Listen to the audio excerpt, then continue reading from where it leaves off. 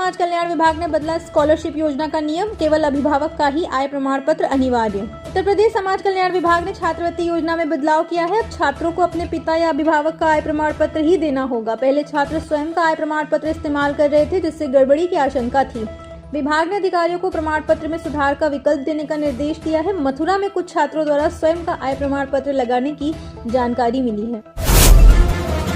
UP में अंग्रेजों के बनाए अधिनियम को बदलेगी योगी सरकार, बनाया जा रहा प्रस्ताव। ब्रिटिश शासनकाल में बनाए गए उत्तरी भारत नहर व ड्रेनेज अधिनियम 1873 जल्द समाप्त होने जा रहा है। योगी सरकार अंग्रेजों के बनाए इस अधिनियम के स्थान पर नया उत्तर प्रदेश सिंचाई एवं ड्रेनेज अधिनियम 2024 बनाने जा रही है। जल शक्ति विभाग इसका प्रस्ताव तैयार कर रहा है। मंगलवार को जल शक्ति मंत्री स्वतंत्र देव सिंह के सामने इस प्रस्तुतिकरण किया गया।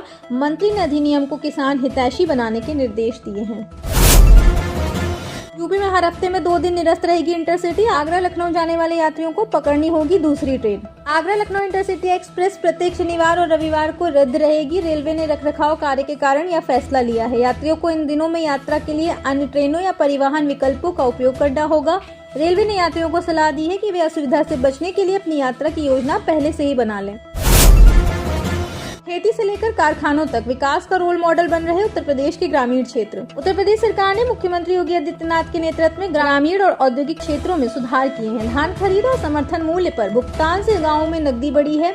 औद्योगिक पार्कों के विकास से गैर कृषि रोजगार के अवसर मिले हैं। सरकार ने किसानों के खातों में सीधे भुगतान किया है, जिससे ग्रामीण अर्थव्यवस्था में सुधार हुआ है। राज्य में एकीकृत कृषि और औद्योगिक अर्थव्यवस्था का विकास हो रहा है। सीएम योगी ने कैबिनेट बैठक के लिए 4 फैसले खिलाड़ियों से लेकर अयोध्या, बरेली और कानपुर को सौगात। योगी आदित्यनाथ सरकार की कैबिनेट बैठक में मंगलवार को कई अहम प्रस्ताव पास किए गए। इनमें से एक प्रस्ताव अयोध्या को विश्व स्तर पर सांस्कृतिक और आध्यात्मिक नगरी के तौर पर विकसित के संबंध में भी रहा।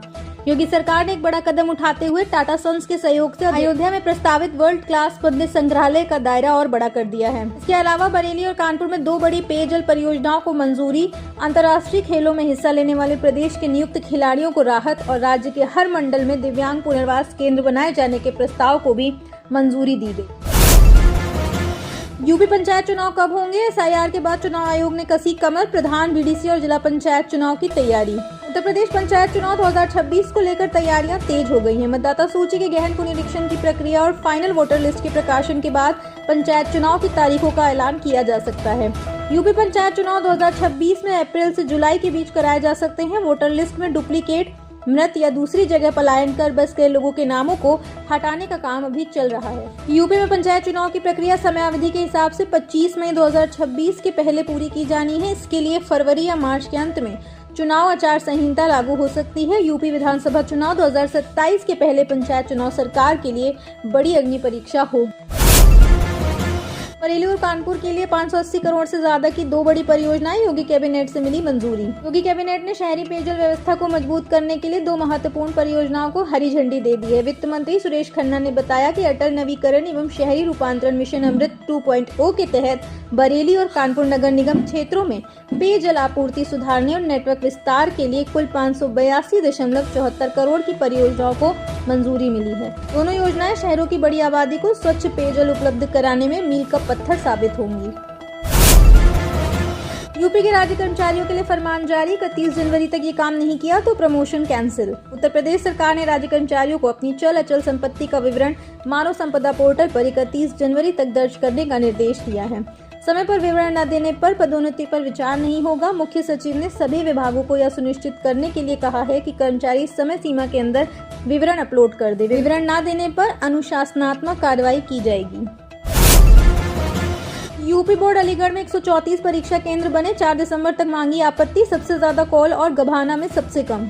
यूपी बोर्ड के हाई स्कूल और इंटर की परीक्षाओं के लिए जिले में 134 परीक्षा केंद्र बने हैं। इसके लिए ऑनलाइन चयनित केंद्र निर्धारण के लिए 4 दिसंबर तक आपत्ति मांगी है। सबसे ज्यादा कोल तहसील में 51 और सबसे कम गभाना तहसील में 12 परीक्षा केंद्र हैं। बीजेपी को यूपी में जल्द मिलेगा नया अध्यक्ष। एसआईआर पर एमपी एमएलए की दिलचस्पी न दिखने से संघ नाराज। उत्तर प्रदेश को बीजेपी का नया अध्यक्ष मिलने जा रहा है। आरएसएस और बीजेपी के बीच सोमवार को लखनऊ में मुख्यमंत्री योगी आदित्यनाथ के आवास पर समन्वय बैठक हुई। 3 घंटे तक चली इस विचार प्रवाह की बैठक में बीजेपी के प्रदेश के नाम पर मंथन किया गया और एसआईआर के मुद्दे पर चर्चा हुई। सूत्रों की माने तो इसी सप्ताह बीजेपी यूपी के नए अध्यक्ष के नाम का ऐलान कर सकती है।